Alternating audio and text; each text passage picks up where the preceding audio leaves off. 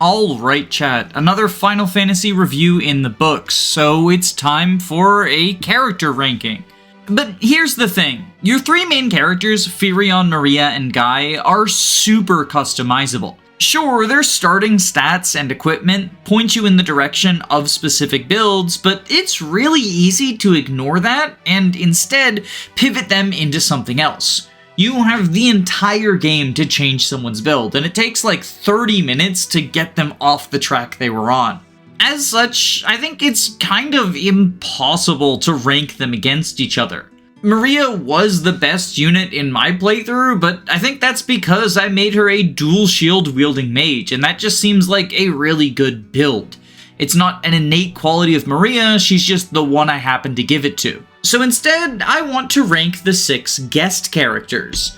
I don't know if that's the official term for them, but it's how I refer to the 4th party member, which, for anyone who's unaware, is a rotating slot filled by different people depending on plot events. In the Final Fantasy I ranking video, I went from worst to best, but I think if we did that here, it wouldn't be all that interesting because, let's be honest, anyone who's even briefly engaged with Final Fantasy II knows who the best guest character is.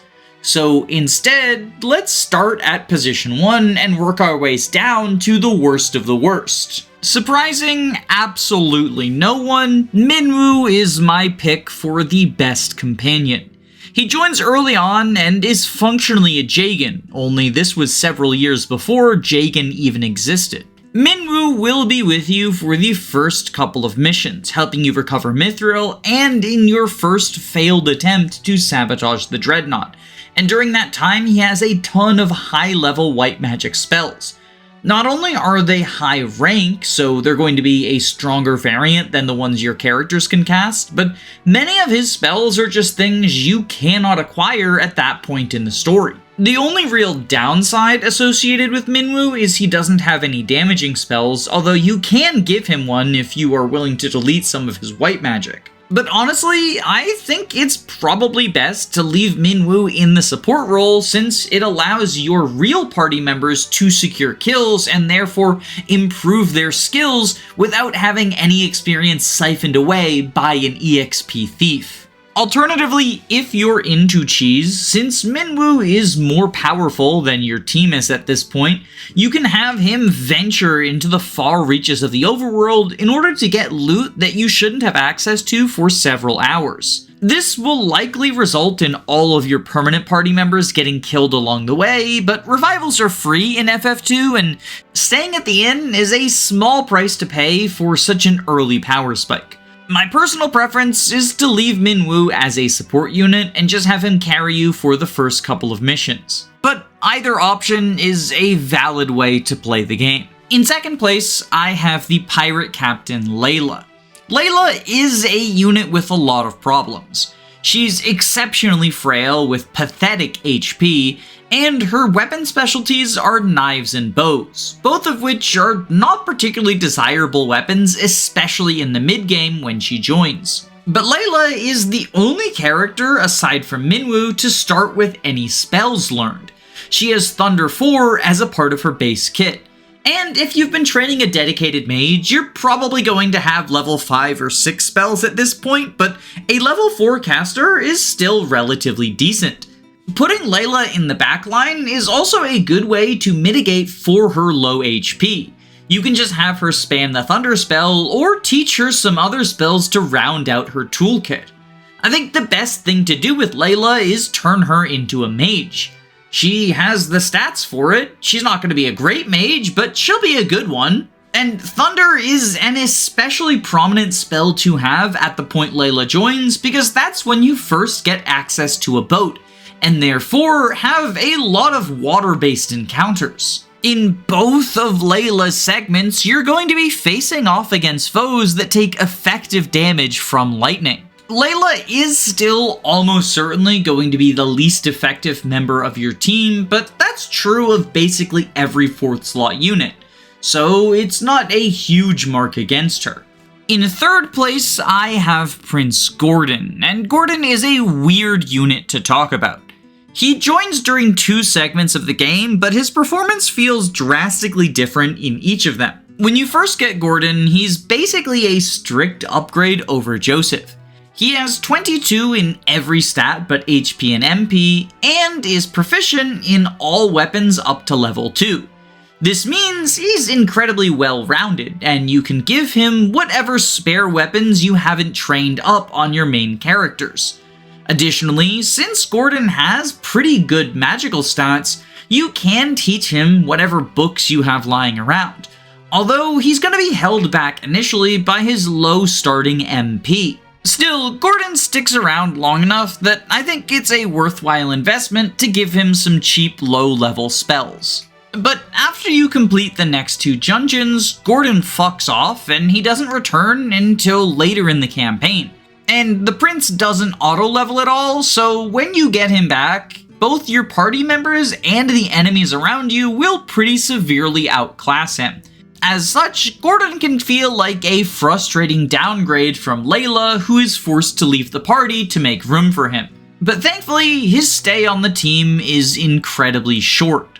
He basically is around for a single boss fight against the Behemoth. So even though he gives a pretty bad last impression, I don't hold it against him too harshly.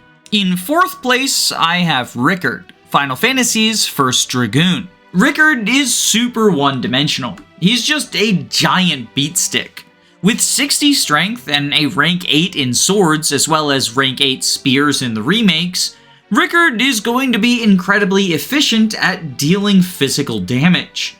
Unfortunately, he needs to frontline to do this, and his base HP of 549 is kind of pathetic. He has a 5 in shields, and you can try to trick him out in heavy armor, but personally, I found myself using a plethora of Phoenix Downs on Rickard, which is not the greatest feeling in the world. Additionally, his low spirit, intelligence, and magic mean that it is almost pointless to even invest any amount of spell training into him. Rickard only ever clicks one button. But hey, being able to wield the Blood Sword or Flame Lance is nice, and Rickard sticks around for a very long time, so he's likely to increase his strength by quite a bit over the course of a playthrough just by virtue of hitting the attack button. I found that magical damage was much more effective than physical damage, especially as we get into the late game, which is when Rickard joins. But it's still nice to have at least one physical attacker, and Rickard is going to be outputting decent damage. I debated between the bottom 2 slots for a while, but in 5th place I have Leon. Leon has a couple of positives going for him. He's trained in every single weapon, and in particular is really good with swords, axes, and spears. So you're almost certain to have some unused weapons you can throw on him to deal good damage. And Leon has well-rounded stats, with good strength and intelligence so he can attack physically or magically. Although I think his magic is held back pretty severely by low MP. Additionally, while the rest of Leon's stats are pretty well-rounded, because he joins right before the final map in the game, he is by far the unit who is most behind the rest of your party. And perhaps more importantly, he's relatively weak compared to the foes in the final dungeon. So unless you want to take a break to grind him up some levels, it feels like he's always going to be the most dead weight of your companions. Heck, Leon has a lower base strength than Rickard, and Rickard also had good ranks in swords and spears, so when you get him, Leon can kind of feel like a downgrade to the party member that directly preceded him. But Leon does have one trick you can utilize that is relatively useful, and that is giving him the Ultima spell. This might seem somewhat counterintuitive because he almost certainly has less spirit than your dedicated caster, but Ultima doesn't actually go off of your spirit or intelligence for its calculations. Instead, it focuses on how many weapon ranks you have trained and how many spells you have highly leveled. And the more spells and weapon ranks you have highly leveled, the more damage Ultima does. Because Leon has good ranks in every physical weapon, Ultima is going to be a decent spell on him, and this is likely not true for your dedicated caster. So there's a scenario where Ultima is just better on Leon than any of your trained units. However, this isn't always the case. Your mage is likely to have a number of spells highly trained.